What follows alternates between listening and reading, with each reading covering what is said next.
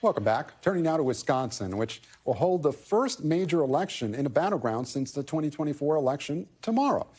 It's a high-stakes state Supreme Court race, which will determine the ideological balance of the court and potentially the fate of issues like abortion and congressional maps in this key battleground state. Democrats are hoping to turn this election into a referendum on both Trump and Elon Musk. Musk has become not just a major donor, but also a major issue in the race. Musk's PAC is the top outside spender in that race, having spent more than $12 million so far. Overall, more than $86 million have been spent by outside groups on both sides of the aisle, making this the most expensive state Supreme Court race in history. Musk himself, cheesehead and all, appeared in the state last night to rally voters. It's one of those things that may seem like it's obviously important in the state of Wisconsin, but I think it could actually be important for the country as well, and maybe for the world. I feel like this is one of those things that may not seem that it's going to affect the entire destiny of humanity, but I think it will. And joining me now on the ground in Madison, Wisconsin is by NBC News colleague Shaquille Brewster. Shaq, thanks so much for joining us. You spent a lot of time in Wisconsin for us. For those who haven't been following this judicial race, give us the big picture here and the stakes of this contest.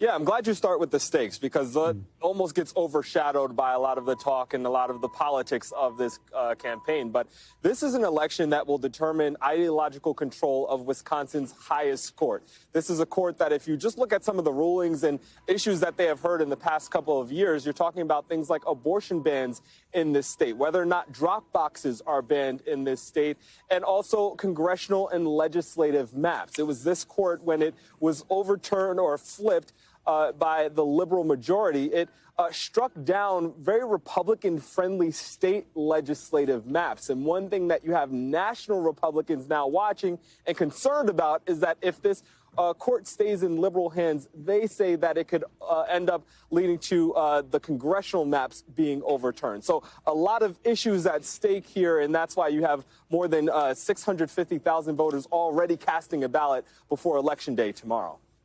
We showed some of Elon Musk's rally last night. Just how much of a shadow has he cast over this race, both in the positive and negative sense?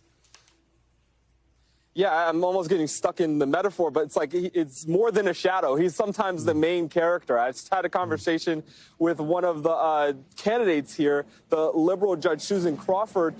She said during one of her rallies that Elon Musk is essentially her main opponent in this race. I want you to listen to my exchange with both Susan Crawford and the conservative judge in this race. Listen to what they said when I asked about Elon Musk and his influence in this battle. You said this is a campaign essentially against Elon Musk that you're fighting. Well, it sure feels like it some days. Elon Musk is coming into the state of Wisconsin to try to buy a seat on the Wisconsin Supreme Court. I think people across the country should be pretty worried about that. He can do whatever he wants with his money. That's his money. It's not my business. If there's a problem with this, that's somebody else's problem to work out. It's not mine. It's not my business. Now, what is his impact in this race? Of course, there are the tweets that he's been sending out. There's the event that he had just yesterday where he handed out $1 million checks for some people who signed this petition. There are some people who signed this petition who are expecting to get $100 for signing his petition. But there's also the role that you're seeing and how much you see him in campaign ads. Democrats see this as an opportunity for their base to be able to speak out and mobilize, so to speak, against President Trump and his top advisor in Elon Musk, essentially saying if you don't like what you're seeing in Washington, D.C., if you don't like those cuts from DOJ, this is your opportunity to fight back against it. Republicans, of course, benefiting from that money. I spoke to the Republican Party chair here who told me that having that influence and having Elon Musk spending that money on his super PAC for things like door knocking and phone banking, that helps take some of the pressure off the Republican Party here in this state. You have someone who's very polarizing, but mobilizing both ends of the political spectrum here in Wisconsin, Gabe. Yeah, Shaq, so far the only barometers we have of public sentiment in the new Trump era are polls and town hall events. Could this race tomorrow give us a better sense of where public opinion is in the battlegrounds. What is motivating voters right now?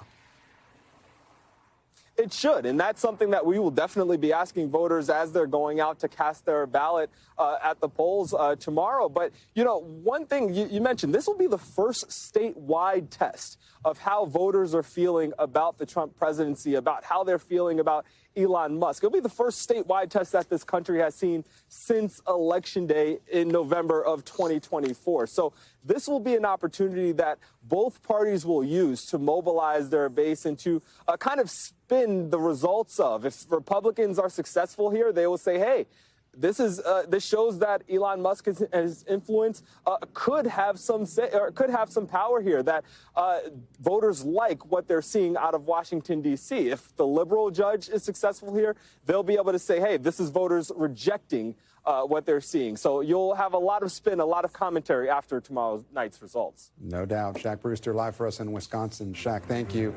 Thanks for watching. Stay updated about breaking news and top stories on the NBC News app or follow us on social media.